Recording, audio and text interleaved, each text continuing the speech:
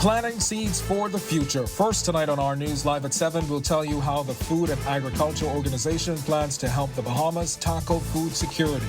Plus, why the immigration minister says we must act as one to help restore stability in Haiti. And if you own a small business, listen up, you may be eligible for funding through a renewable energy efficiency initiative. And then in Our News at 7:30, she started saying, head down, hands behind your head, get ready for an emergency landing. Western Air passengers thankful for a safe landing after the landing gear on the plane failed to retract after takeoff. Our News Live at 7 starts now.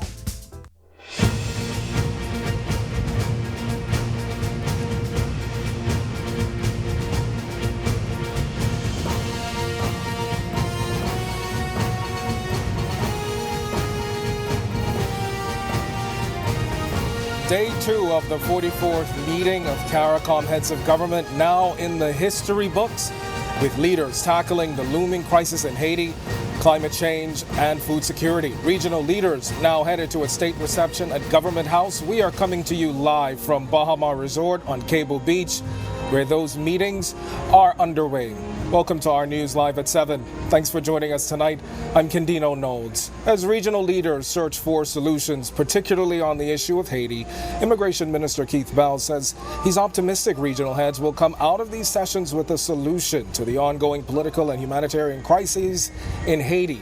This as hundreds of residents in gang-controlled Port-au-Prince are trying to escape what the United Nations has described as a living nightmare. A recent viral video showing the U.S. Coast Guard detaining almost 400 migrants near the Bahamas, putting many on edge about the potential for more mass exits from Haiti to the Bahamas. Now, here's what the minister had to say about meetings such as this, bringing countries together to act in unity.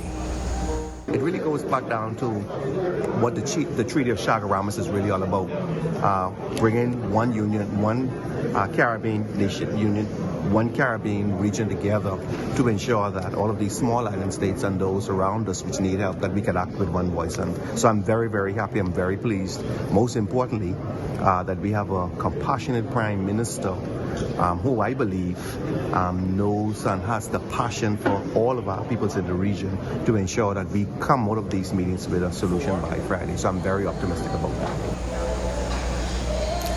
Now, Bell says the issue requires countries to act as one region on the matter. However, he says the solution must come from Haiti. We must be driving it, but the driver must be the Haitian people. And I think that is definitely the way to go to ensure that they determine their own destiny in terms of how they move towards political stability, obviously economic prosperity, and some degree of social cohesion. We know the challenges that Haiti has, the gangs, etc. And so we want to ensure that we give them all of the support. Meanwhile, Canadian Prime Minister Justin Trudeau pledging $10 million to the International Office of Migration during today's meetings. It's expected to strengthen the protection of Haitian women and children, among other things that will assist the struggling Caribbean nation.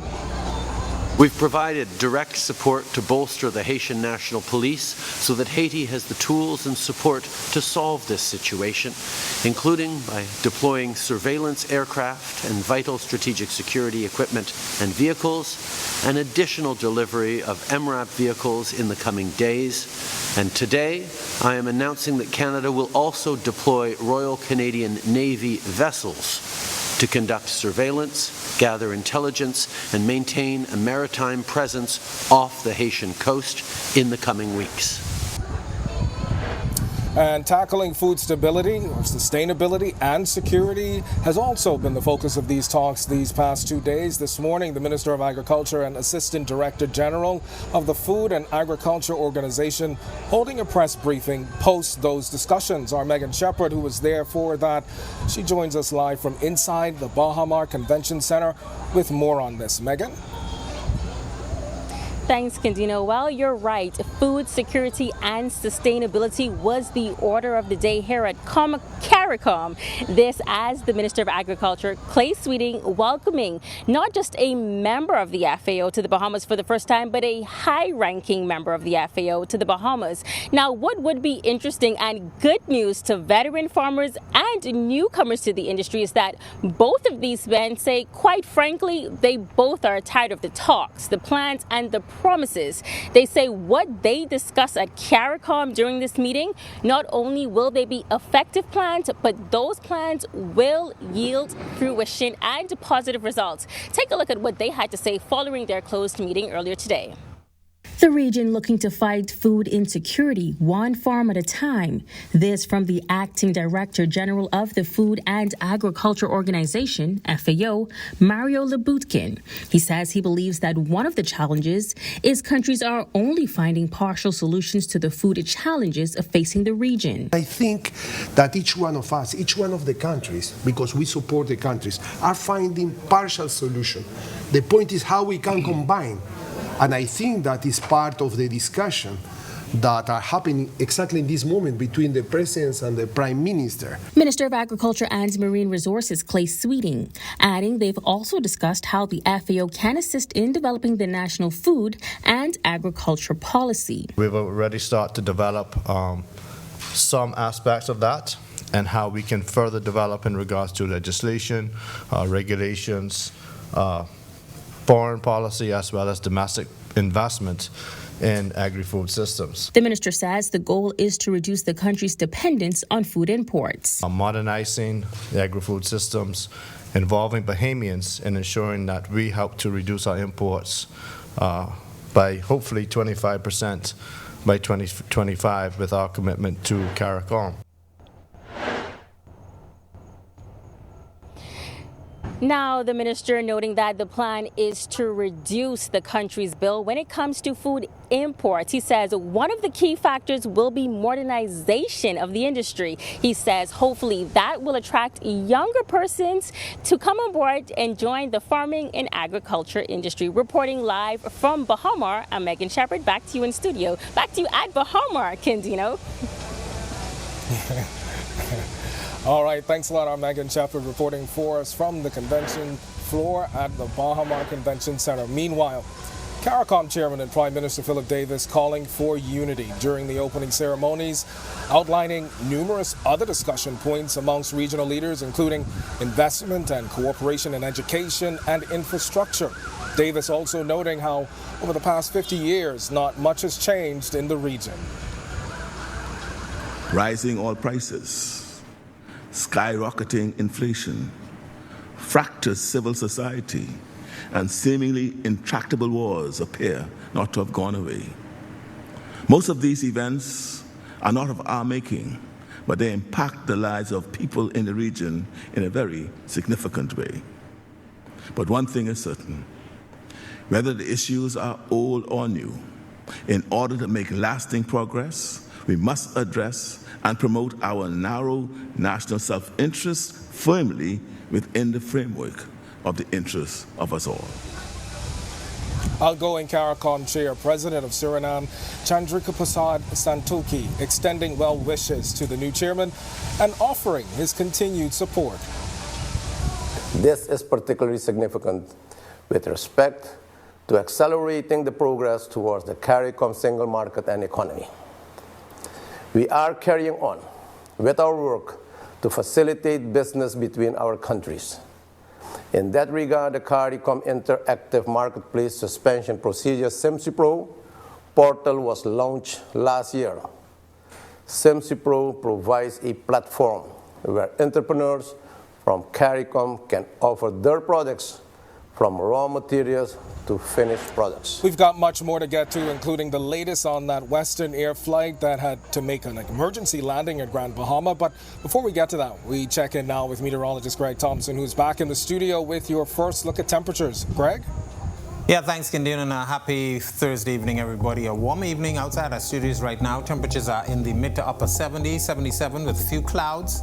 Your winds out of the east, still on the breezy side at 15 miles per hour, and your feel-like temperature stands at 76.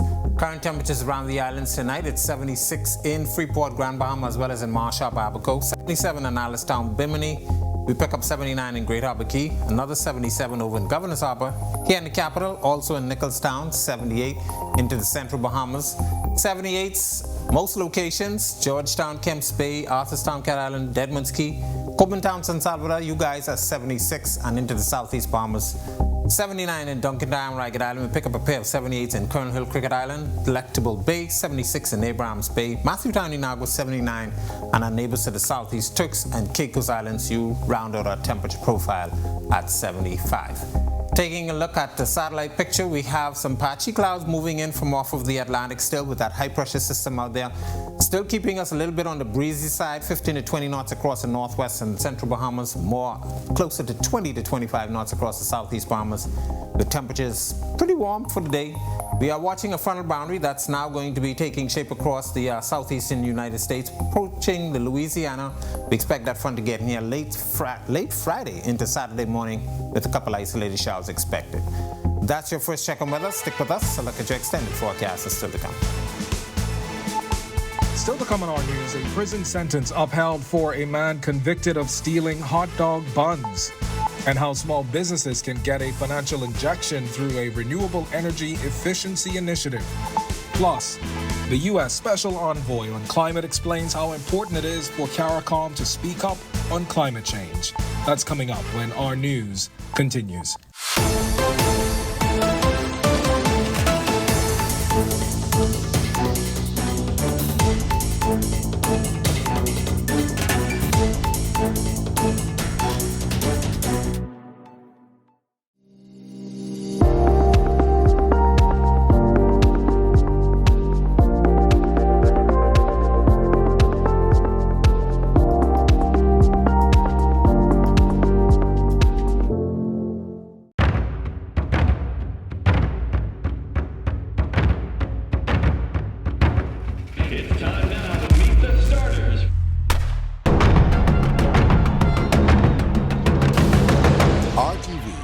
Home of the 50th Carifta Games.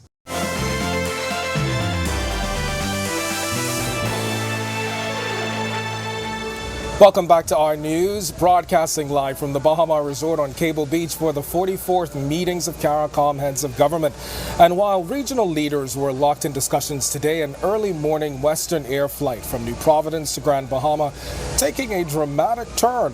Air Accident Investigation Authority telling our news the flight crew made the decision to return to Lynden Pindling International Airport after observing an unsafe landing gear indication just shortly after takeoff. The authority says the flight landed safely with none of the 32 passengers or 3 crew members injured.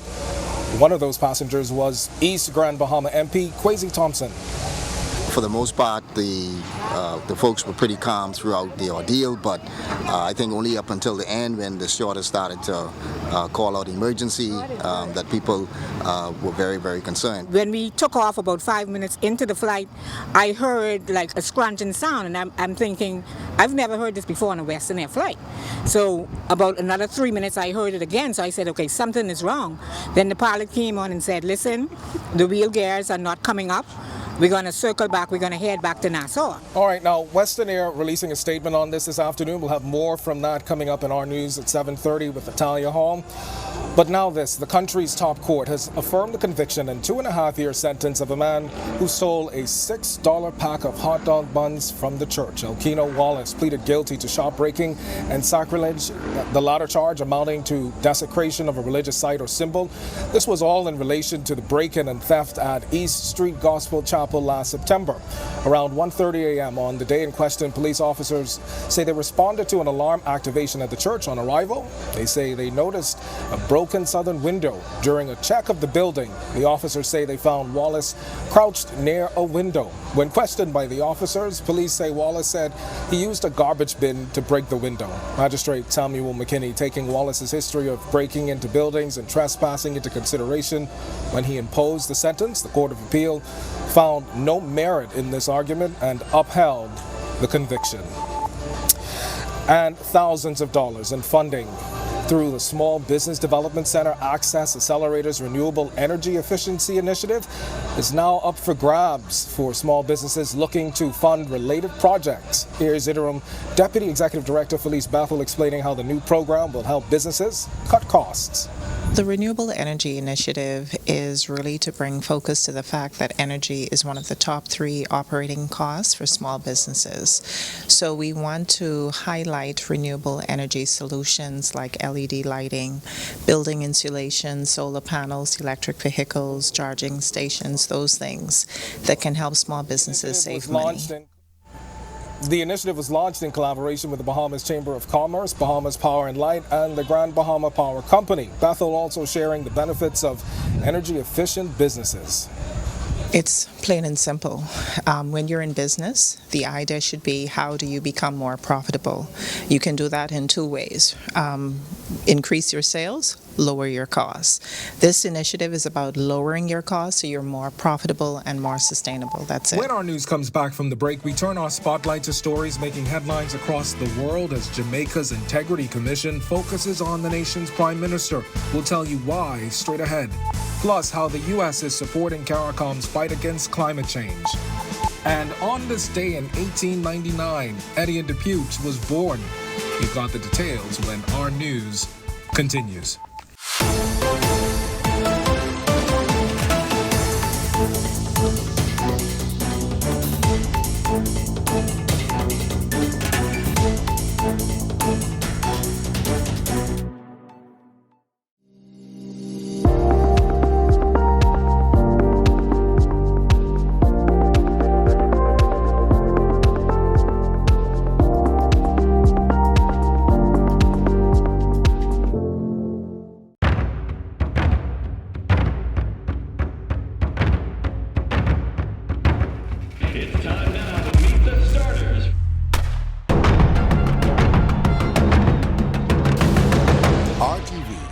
Home of the 50th Carifta Games.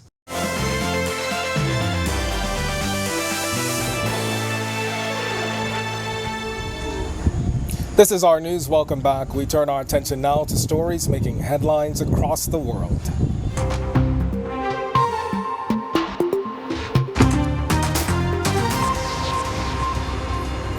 A Georgia judge on Thursday released parts of a highly anticipated report on whether former U.S. President Donald Trump and allies broke the law in their attempts to overturn his election loss.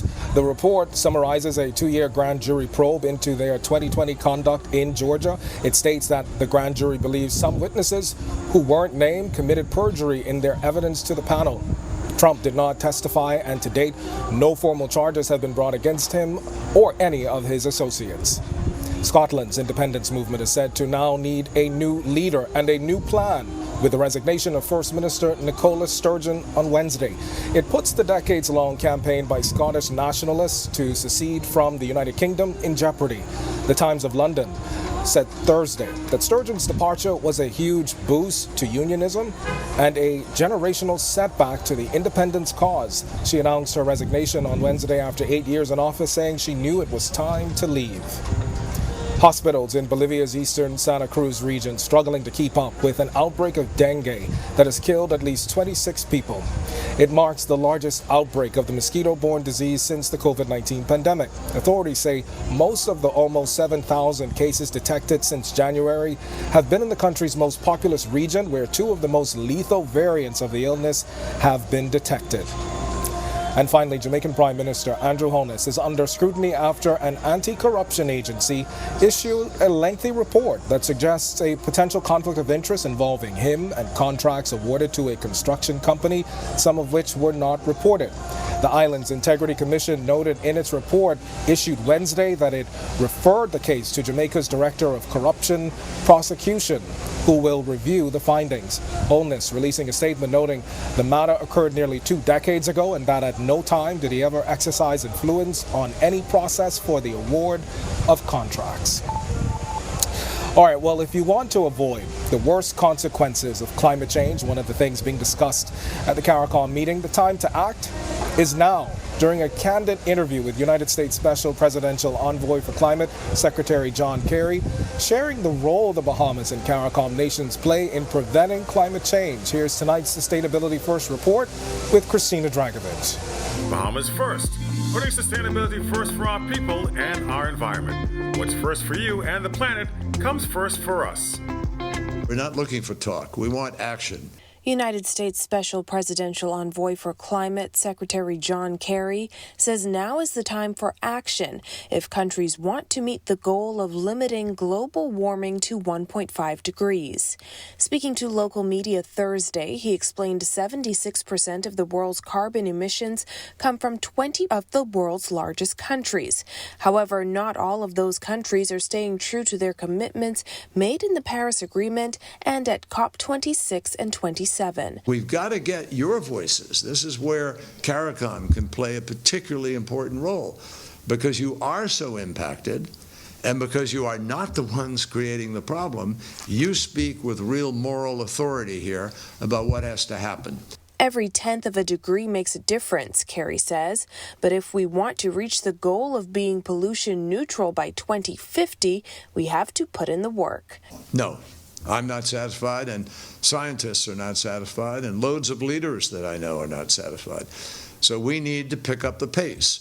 But we're all in this together. Here in the Bahamas, we experience the effects of rising temperatures in the form of increased rainfall, more intense storms, even the impact it has on our coral reefs and ocean ecosystems. And there's strength in numbers. Secretary Kerry says that is why it was important for him to meet with CARICOM heads of government this week. CARICOM has the ability to speak out with a much stronger voice than people think because of the impact of climate on this region. According to Secretary Kerry, the Biden administration is working on programs to help with adaptation, strengthening infrastructure, the ability of funding, and early warning systems which may save lives and property. Reporting for Our News, I'm Christina Dragovich. Still to come in our news, today in history, find out interesting facts about the day that was February 16th and the 2013 death of Persis Rogers. Plus, Greg is back with your extended weather forecast. Our news continues in a moment.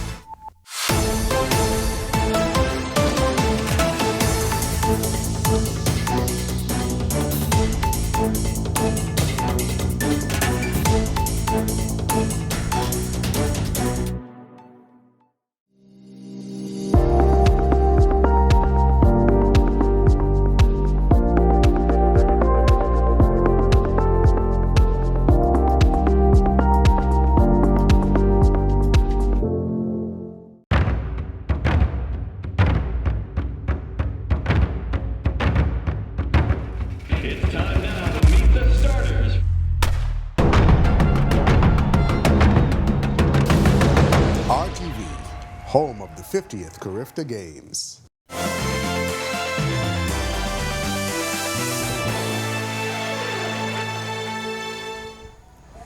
This is Our News. Welcome back. It's time now to turn our spotlight on events that shaped the day that was February 16th. Take a look.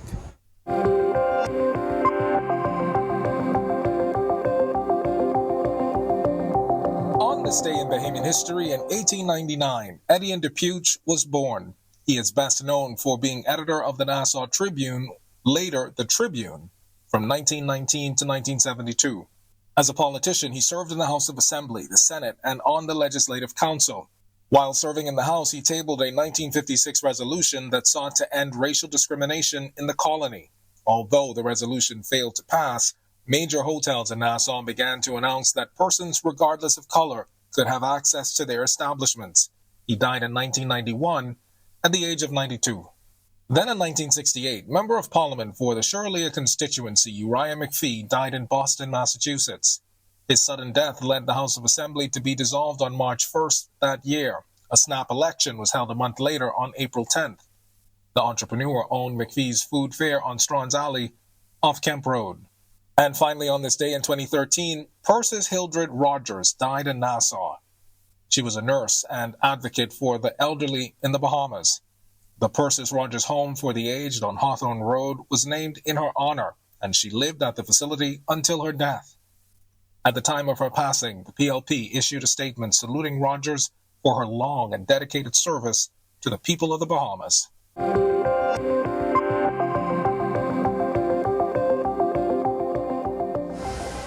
Now to a story that we promised you yesterday. February 11th marked the 8th anniversary of celebrating International Day of Women and Girls in Science.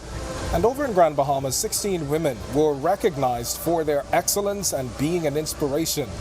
Marlena Leonard has the story. This segment of the news is brought to you by H.G. Christie in Grand Bahama, celebrating over 100 years of service in the Bahamas. On December 22, 2015, the United Nations General Assembly passed the resolution making every February 11th the International Day of Women and Girls in Science. This year, in honor of the day recognizing women and girls in STEM, the Grand Bahama Port Authority hosted the International Day of Women and Girls in Science Symposium, sponsored by Alive. The event honored 16 women in science in Grand Bahama and highlighted their position as role models in the community. We are here to recognize you today. The doctor, the dentist, the environmentalists. We are here to celebrate you. We have brought along the girls who aspire to be like you. The event also included a panel discussion of women with backgrounds in studies ranging from meteorology to oceanography and aquaculture to dentistry. Chairperson of the Keep Grand Bahama Clean Committee, Nikira Welchcomb. So a few of the panelists would have highlighted the need for mathematics to be given greater attention in our school system from a very young age, as young as preschools. Dr. Charlene Reed Morris is the owner and operator of Easy Dental Care, as well as Deputy Chief Counsel for the City of Freeport. She was one of the 16 women honored at the event and tells us what the recognition means for her. I'm thankful because in all things we're supposed to give thanks, and I'm happy that I am now considered a mentor for the up-and-coming girls, and it's empowering that we're able to empower them. I'll say to all of the up-and-coming females that don't let anybody dictate to you exactly what it is that you want to be, and that you should have a great support system. And once you believe in God and you have that, you can accomplish anything. Reporting for Our News, I'm Marlena Leonard. All right, thanks a lot for that, Marlena. And to watch that story again and for all of today's top stories, you can visit ournews.bs. That's going to do it for us in News at 7. Our coverage of the 44th regular meeting of CARICOM Heads of Government continues live from the Bahama Resort with our Italia Hall. She's got the latest headlines. Help for Haiti, first tonight on Our News Live at 7:30. The Bahamas and Jamaica are in talks to see how troops can be deployed to help the nation in crisis. Plus, the Canadian Prime Minister pledges millions in funding to help the region manage climate change. We've all seen the footage of the emergency landing from Western Air this morning, but now we're going to be able to hear from some of the passengers who were actually on board and find out the reason behind the emergency landing. Plus, what happens next after 2 immigration officers were caught on camera during an alleged assault? The immigration minister speaks up. Our News Live at 7:30 starts in a moment.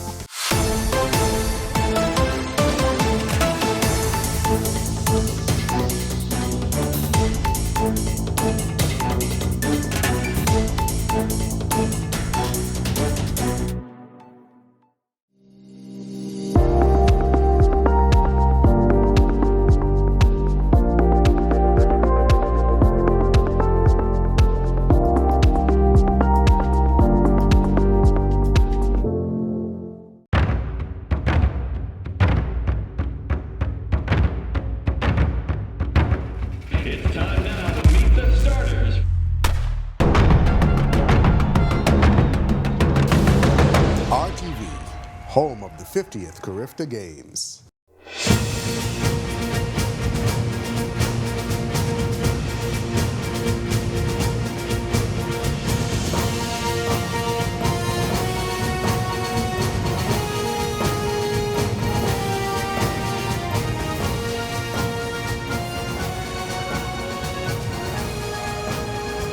Day 2 of the 44th meeting of CARICOM Heads of Government now in the history books, with leaders tackling the looming crisis in Haiti. climate change and food security. We are coming to you live from the Bahamas Resort on Cable Beach, where those meetings will continue tomorrow. At this hour, regional leaders are attending a state reception at Government House. Welcome to our news live at 7:30. I'm Natalia Hall. Thank you for joining us. Canadian Prime Minister Justin Trudeau among the list of speakers at today's CARICOM meetings. During his presentation, he addressed several issues affecting CARICOM nations. Among the many topics discussed was climate change. To build on this, today, I am announcing $44.8 million in new funding to tackle the climate crisis in the Caribbean. This funding will support projects with regional organizations like the Caribbean Community Climate Change Center and the Caribbean Biodiversity Fund that will improve marine and coastal ecosystem management, increase water security, and help governments better respond to the impacts of climate change and natural disasters. That commitment coming from Canadian Prime Minister Justin Trudeau. He says one of the many challenges many CARICOM nations face with climate change is finances. But we know that in order to have truly sustainable, long-lasting economic prosperity, countries need robust, dynamic trade. The strong trade ties between us go back decades and remain strong today. In 2021, Canada's two-way merchandise trade with CARICOM countries reached $1.9 billion, with bilateral trade and services reaching $3.9 billion. He says Canada and the Bahamas have a long-standing relationship. The Canadian Prime Minister also telling the delegates that Canada is seeking a renewal from its waiver from the World Trade Organization. For our CARICOM trade program to ensure that goods from the region can continue to enter Canada duty-free belong 2023. CARICOM was first announced by Canada at this same meeting in Nassau in 1985. Well, the dire situation in Haiti among the issues being discussed at this week's CARICOM meetings tonight, the current and former ministers of foreign affairs weighing in on how the Caribbean can step in to assist. Our Megan Shepard, who's been following these meetings for us, joins us now from the Bahamas Convention Center with more on this. Megan? Thanks, Italia. Well, I can tell you that the heads of government for those 15 member states of CARICOM discussing a number of issues impacting the Caribbean. And one of those issues that all of those countries can come together and agree on is the current situation in Haiti. Now, tonight, the Prime Minister, the current Minister of Foreign Affairs, and the former Minister of Foreign Affairs all weighing in on what's happening and how not only the Bahamas, the Caribbean, but countries even beyond that can chip in together to make sure that what is happening in Haiti is resolved, because once that country is stabilized, then that means a better situation for them and everyone else in the Caribbean. Here's a look at what they had to say on how the Bahamas specifically plans to chip in. Bahamian troops could soon find themselves stationed in Haiti, according to Minister of Foreign Affairs Fred Mitchell, while heads of government from various Caribbean nations meet for the 44th Heads of Government meeting of CARICOM. Mitchell says they will focus on which policies will be in place for Haiti. But I expect there to be very intense discussions about the way forward. Mitchell says the Bahamas and Jamaica have already committed to sending manpower to the struggling nation. And as to when and how many troops will be deployed, whenever the UN or some other multinational body decides that they're going to go and do something to assist. So we're trying to see if we can move that project forward. And if we get an agreement on that, on a timeline, on a pathway, I think that'll be great stuff. Jamaica said 150. The last time we went, it was 150. We think it'll be a similar force. He also gave this update as it relates to Bahamian diplomats returning to Haiti. Diplomats are still here. They presented us with a timetable, but no timetable has been approved. At the opening press conference for CARICOM earlier this week, Prime Minister Philip Davis says there is no fear of returning to Haiti. The instability that continues to persist does not make anyone feel safe to be in Haiti. Suffice it to say that we continue to keep a presence in Haiti. Darren Henfield adding that he believes the Bahamas has the right approach. The Bahamas definitely has skin in the game. We feel the brunt of troubles in Haiti. A Haiti that is ungovernable is not good for the Bahamas. And so yeah, I mean, I think the government was on the right track. So as we heard, the collective sentiments are that the issue in Haiti is not just a Haiti issue. It requires the collective efforts of the Caribbean and the entire international body. So CARICOM wraps up tomorrow, and now we wait and see what comes from these meetings happening over the past 3 days. Back to you, Italia. All right, thanks so much, Megan. That's our Megan Shepard reporting live from the Bahamas Convention Center. Well, it's an honor that's only awarded every 3 years, the CARICOM Triennial Award for Women. And this year, the 13th ever awardee was none other than Dame Janet Boswick, the politician, activist, and attorney earning the award for her invaluable contributions to the nation and region. She boasts of many firsts, including the first being the first female to serve as a member of parliament, first female appointed as Governor General, and the first female to act as Prime Minister of the Bahamas. Accepting her award, she says she is proud to join the ranks of 12 exceptionally outstanding women in the region. And though retired by profession, Dame Janet is still in the business of pushing women to make a difference. Very much has been accomplished, but much remains to be done. We do not have the luxury, ladies, of focusing our attention primarily on achieving gender equity or equality. With the real threat of climate change, we must fight now for our very lives and the continued existence of our nations. And women who are always the most vulnerable should lead this fight. Well, one day after Coalition of Independence leader Lincoln Bain and some of his supporters were arrested, the deputy party leader is demanding their immediate release. Jamila Mizik reports. Coalition of Independence leader Lincoln Bain and several of his supporters remain in police custody tonight after being charged with unlawful assembly. This following an attempted protest yesterday at the heavily guarded Bahama Resort, which is hosting the 44th annual CARICOM Heads of Government meetings this week. With document in hand, COI Deputy Leader Maria Daxon says they will file a constitutional motion. We're going to be asking the courts of the Commonwealth of the Bahamas to make a decision whether the penal code has more power and more teeth than our Constitution. We're going to be asking the court whether we have a right to the freedom of speech, the freedom of movement, the freedom of assembly, the freedom of views, opinion in this country over the police officer right to remove us when they want to move us. Daxon says she, Bain, and 2 others were guests at the hotel. These are the passes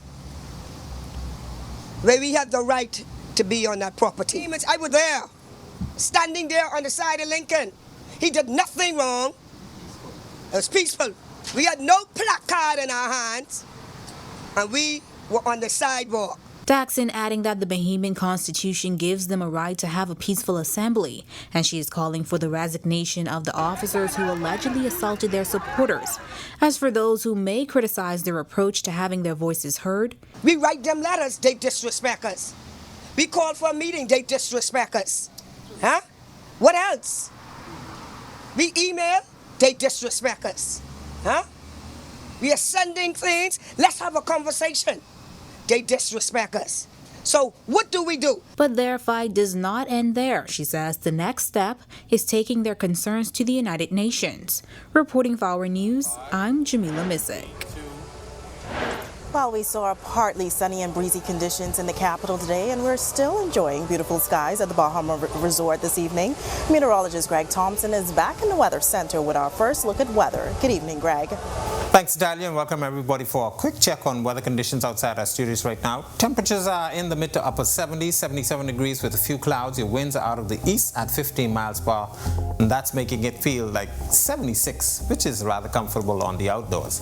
Satellite view, patchy clouds moving in off the Atlantic, courtesy of a high-pressure system that's sliding out towards the east and away from us. That's turning our winds more towards the southeast over the next 24 hours. Stiffer winds across the northwest and central Bahamas with stronger winds across the southeast Bahamas. We'll continue to see that trend throughout tomorrow. That's your first check on weather. Stick with us. Look at your extended forecast is still coming. Still to come on our news live at 7:30, a Western Air flight takes a dramatic turn. Thankfully, all crew and passengers are safe tonight.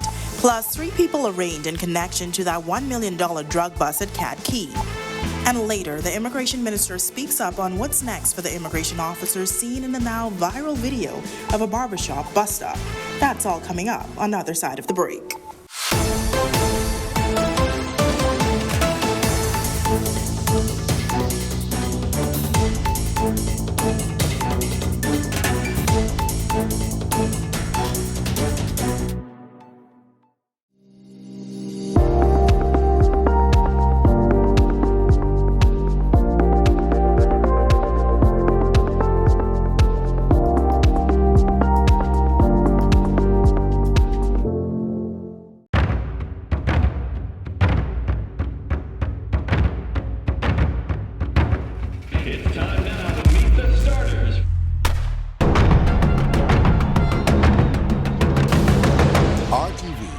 Home of the 50th CARICOM Games.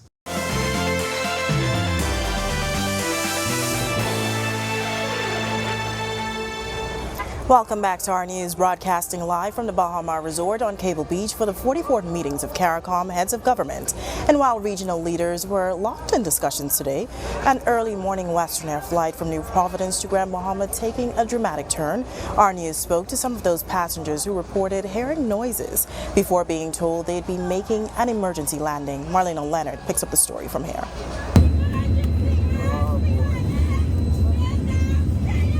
Those were the urgent cries of the flight attendant on board Western Air's 7 a.m. flight 701, urging passengers to get ready for an emergency landing. According to the Air Accident Investigation Authority, the flight crew made the decision to return to Lynden Pindling International Airport after observing an unsafe landing gear indication shortly after takeoff. The flight landed safely with no reported injuries to the 32 passengers and 3 flight crew on board.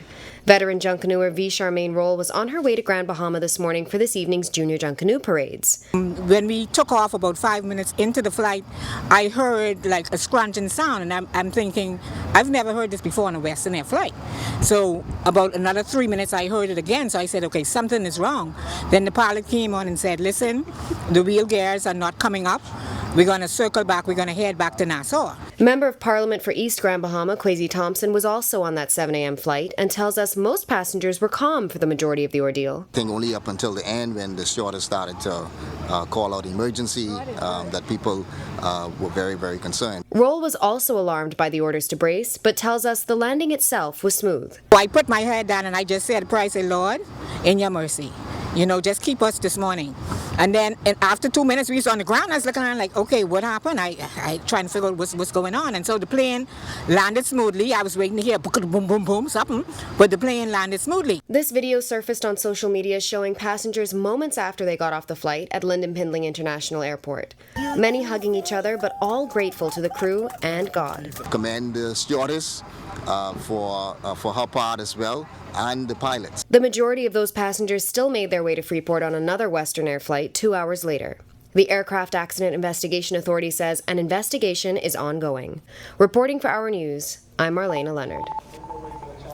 Thanks for that report, Marlena. Well, Western Air releasing a statement on the events that unfolding, saying shortly after takeoff, the captain received an indication that his nose landing gear did not fully retract.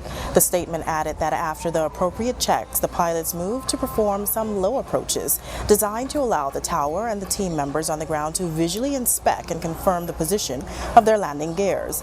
Once they were told the landing gear appeared to be down and locked, they moved to land.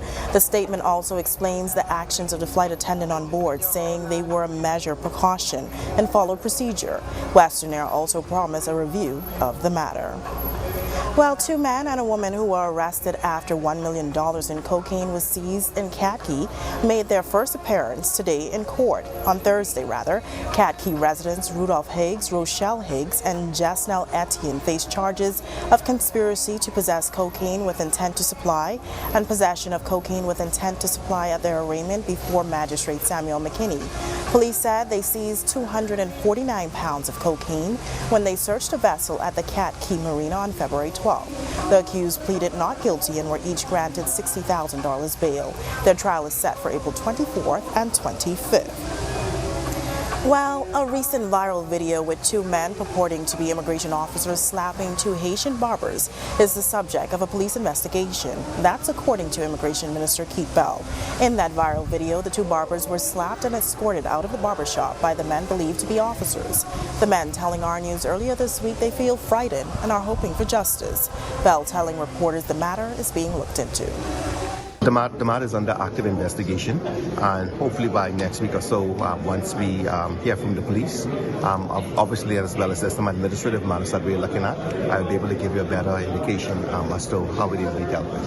I am very proud of our immigration officers. I think that coming from my background from law enforcement, I know only too well that we have to wait for the full story. There has to be an investigation, and certainly our Constitution guarantees the presumption of innocence. But of course, the right to use force must always be justified. It's now time for tonight's Financial Market Minute, brought to you by RF, your local investment bank.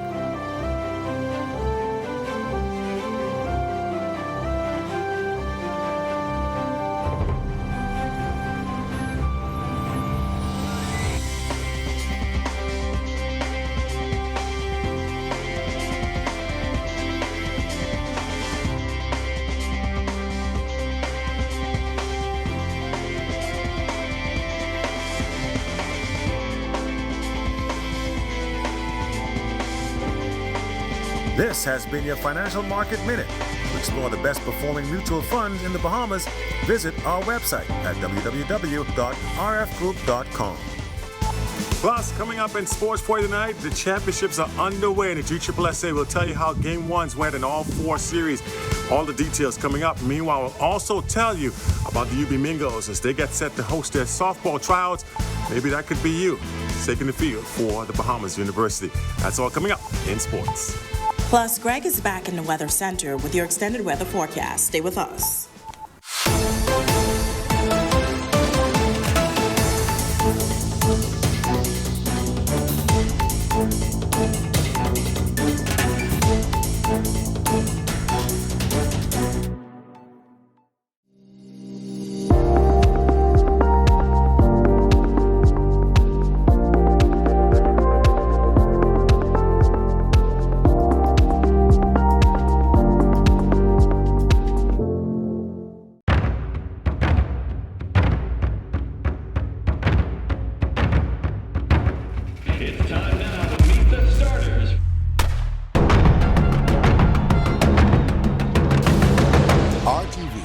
Home of the 50th CARICOM Games.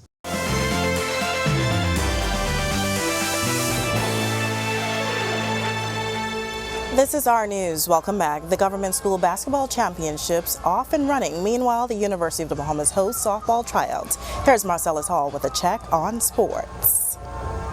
All right, thanks, Natalia. Welcome to our sports, everybody. I'm Marcellus Hall. Well, the GSSSA basketball championships getting started yesterday over at the Kendall's Geologics Gymnasium. Game 1s in the best of 3 series, all 4 taking to the floor. Let's take a look at how they went down.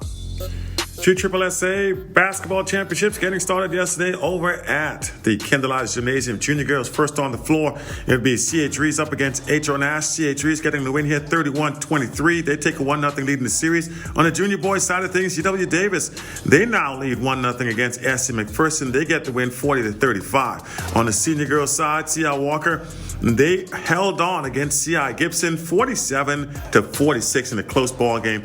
And on the senior boys side of things, C.I. Gibson, they topped Anatole Rogers 58-49. All 4 series continue today over at the gym.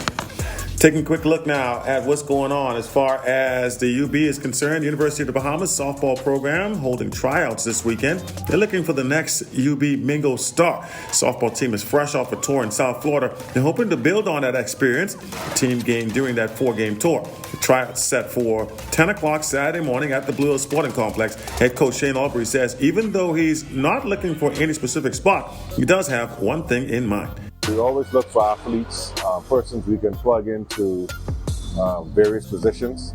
Obviously, pitching, catching, number 1 and number 2. Players we always look forward to having on the team.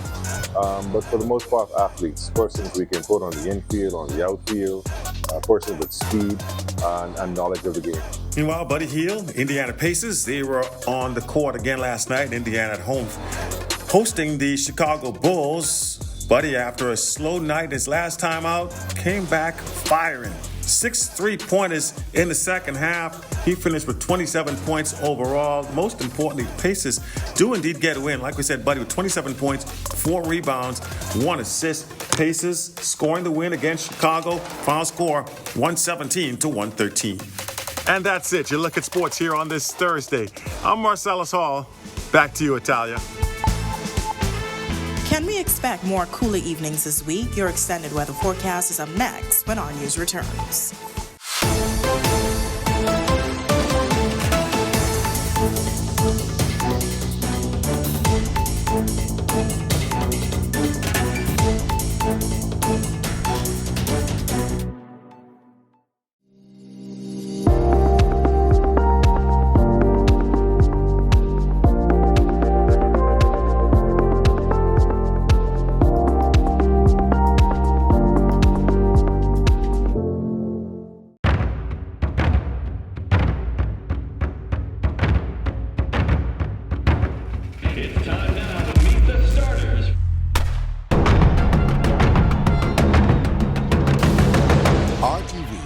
Home of the 50th Carifta Games.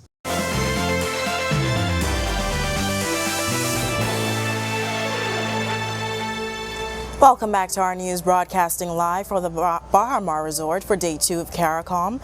And we've been enjoying cooler evenings over the past few nights. Greg Thompson is back in the Weather Center with your extended forecast. Thanks again, Natalia, and welcome back everybody for our final check of weather. High pressure system across us is generating some rather breezy conditions and pleasant conditions across the islands. We will continue to see that trend through tomorrow as that high slides out towards the east. That's going to be paving the way for a frontal boundary that we expect to get near sometime on the weekend with isolated showers, possibly even an isolated thunderstorms. It will be in a weakened state as most of the energy with the system will be pulling towards the north and away from the area, but we will see high pressure building back across the area for the beginning of next week. Future forecast showing just some isolated showers across us, and of course the frontal boundary we expect to get near late into the weekend, possibly stalling across the northwest Bahamas and then pulling out towards the east as high pressure builds in across us for the early part of next week. Boating conditions for the northwest and central Bahamas tonight to tomorrow. Caution flags still in place for you guys. Our winds turning more southeast to south at 15 to 20 knots, seas 4 to 7 feet in some easterly swells. Low tide will be at 10-18 tonight for the southeast Bahamas. An advisory still remains in effect for you guys. East to southeast winds 15 to 25 knots, seas will be running 5 to 8 feet in easterly swells. Here's a look now at your national forecast.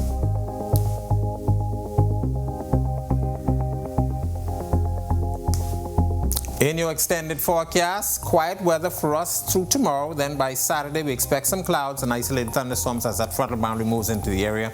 But by Sunday, we expect conditions to be improving, mostly pleasant, and temperatures will not take much of a dip, should stay in the low to mid 80s. That's a look at our weather. Make it a safe evening, everybody. Thank you so much, Greg, and thank you for joining us for our news tonight, live from the Bahamas Resort for the 44th meeting of CARICOM. Our coverage will continue from the resort tomorrow. Be sure and stay tuned to the RTV network and ournews.bs for all of the latest developments. On behalf of the entire team, I'm Italia Hall. We'll see you tomorrow night. On the Record with Jerome Sawyer starts right now.